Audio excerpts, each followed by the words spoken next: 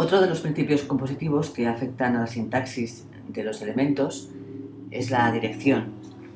La dirección se trata de esas fuerzas que existen dentro de una composición que marcan esas direcciones que desplazan la mirada del espectador a unas zonas, dotándolas de mayor peso visual. Según Erdheim, existen unos factores que determinan la dirección. Uno de ellos sería los elementos vecinos o el entorno. El peso de los elementos vecinos puede influenciar a un elemento y marcar una dirección. Aquí, por ejemplo, vemos como estos rectángulos son concéntricos y hacen que se me cree esta dirección hacia lo que sería la lectura del texto. La forma de los elementos también puede marcar una dirección, ¿no? En este caso, esta forma de la Torre Eiffel marcan esas direcciones que me dirigen la mirada. Lo mismo pasaría con una flecha. La forma de una flecha pues también marca una dirección. El conocimiento de un tema también marcaría la dirección de una composición. Si conocemos una forma, pues sabemos hacia dónde se desplaza. Si yo veo en una imagen un coche o veo un avión, pues sé si va hacia la derecha o a la izquierda, dependiendo de dónde aparezca el asiento del piloto o donde yo sepa la forma de ese automóvil o de ese avión o de ese tren, sabré hacia dónde va esa dirección y también entonces mi mirada también irá hacia la dirección en que se dirige ese elemento. Existen unas líneas intangibles que también marcarían la dirección, porque tienen una fuerza que no podemos resistir y que te desplazan hacia una determinada dirección, ¿no? En este caso, aquí no hay unas líneas, ¿eh? Pero en cambio sí que veo yo esas líneas, unas líneas intangibles y que me hacen desplazar la mirada, en este caso leyendo hacia allá, donde pone transport, y luego volvemos fluvial.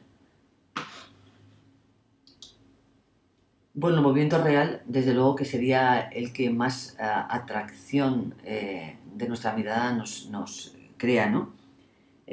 Cuando existe una acción dentro de un conjunto estable, como sería esta imagen, pues provoca que nuestra mirada sea captada por esa zona activa, esa zona que existe, que se mueve, ¿no? Y en este caso, pues esta animación en un conjunto estático pues provoca una gran atracción visual.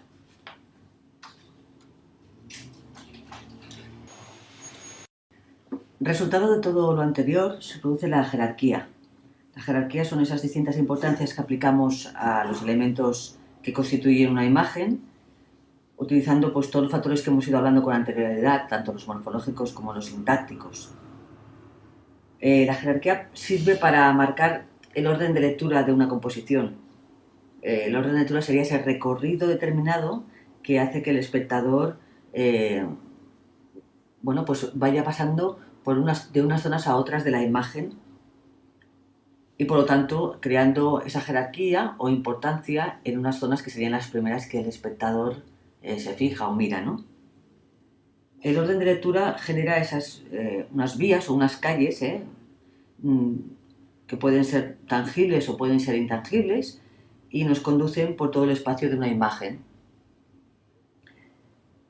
El orden de lectura no tiene por qué ser igual para todas las personas debido pues, a esos puntos de interés que hemos visto antes, esos puntos de interés individuales, pero sí que es verdad que existe un recorrido aproximado, general, en el que todos, pues a causa de ese peso visual, esas direcciones que hemos visto anteriormente, pues casi todos hacemos el mismo, ¿no? Bueno, aquí vemos ese cartel. Tenemos un peso visual bastante importante con ese contraste donde pone Fira, con unos caracteres tipográficos muy gruesos, que tienen mucho peso, que quedan compensados con esos otros caracteres, esos números, que a pesar de que son mucho más grandes, al ser huecos y al ser más finos, pues queda compensado visualmente. Podríamos decir que de esta imagen lo primero que leeríamos sería Fira.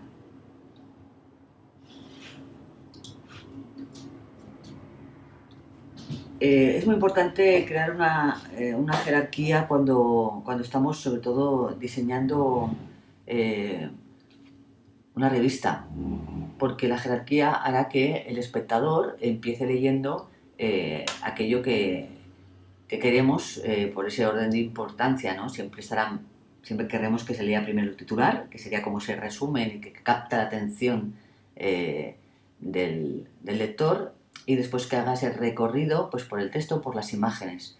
En este caso, pues en esta doble página de revista, eh, vemos que el texto el elemento de más tamaño sería este empapélate, y después tendríamos aquí otro texto que sería como un subtitular que nos explicaría de qué va ese titular, ¿no? Esta línea nos conduce a toda esta serie de imágenes eh, que son unas imágenes muy atractivas, tanto en color como también en composición, creando esas direcciones diagonales que dan mucho dinamismo a esta doble página, y todas ellas te envuelven hacia ese texto que sería la lectura.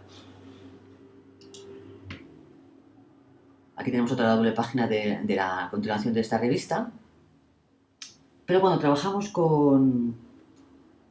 en este caso, con tantos elementos y queremos crear una coherencia, queremos crear una consistencia gráfica, es necesario trabajar con la retícula.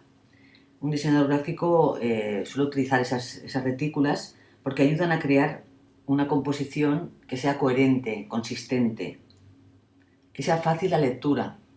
Que una retícula siempre ayuda al lector a saber dónde están los elementos más importantes y los menos, y le ayuda a poder identificarlos y por lo tanto hacer una mejor lectura de la revista o de cualquier elemento gráfico donde se apoye esa retícula.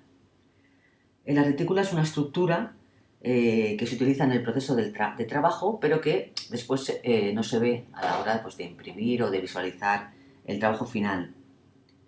En esa retícula se van ajustando esos elementos gráficos. En esa doble página que hemos visto, veis que ahora vemos la retícula. En este caso es una retícula de 5 columnas, porque en este caso es una revista de tira 3, es muy grande. Si no, para una revista, por ejemplo, para una página de A4, 5 columnas serían demasiado. En este caso es un tira 3. Y veis estos espacios, estas calles, pues aquí se van apoyando. ¿Veis cómo se apoyan, por ejemplo, estas 3 columnas? ¿Cómo se apoyan estas 2 columnas? ¿Cómo apoyamos este rectángulo en lo que sería el margen inferior de la imagen? ¿Cómo apoyamos el pie de página en este espacio que queda entre el margen de la derecha y el margen inferior? Bueno, pues así, eh, esta herramienta que se llama la retícula, pues ayuda al diseñador a crear esa coherencia gráfica, sobre todo cuando estamos hablando de varios elementos que vamos a ir viendo uno tras de otro. Si yo estoy viendo esta doble página y ahora veo esta, que está apoyada en la misma retícula, eso me va a crear esa coherencia gráfica que ayuda al espectador también a entender y le facilita la lectura. Las retículas pueden estar basadas en una repetición de módulos, o también pues, en unas líneas, como en este caso, que son unas líneas que diagraman el espacio, lo diagraman, lo reticulan, lo dividen, sin formar, en este caso no forman elementos iguales como sería en el caso de una repetición de módulos. Hay retículas que son muy sencillas, por ejemplo esta, o hay retículas mucho más complejas o incluso mucho más estructurales que crean bueno, pues pueden llegar a crear unos elementos gráficos muy repetitivos, porque te dejan poca libertad. En este caso, este tipo de retícula te deja bastante libertad a la hora de colocar elementos, ¿no? Ya vemos, por ejemplo, pues aquí están colocados estas cajas de texto que no están apoyados en la retícula. Cuando el diseñador gráfico coloca esos elementos sobre estas estructuras, dice que está diagramando. Ahora vamos a ver, por ejemplo, otro ejemplo, en este caso de esta composición de esta web, pues bueno, está apoyada en esta retícula modular. Los elementos vemos cómo están apoyados en esta retícula modular. Otra página y vemos cómo se van apoyando. Es muy importante utilizar retículas para crear esa consistencia, esa coherencia gráfica, cuando tenemos varios artefactos, varios productos gráficos que se tienen que integrar en un mismo documento. No pasa esto, por ejemplo, en un póster, aunque también se han diagramado pósters a través de retículas.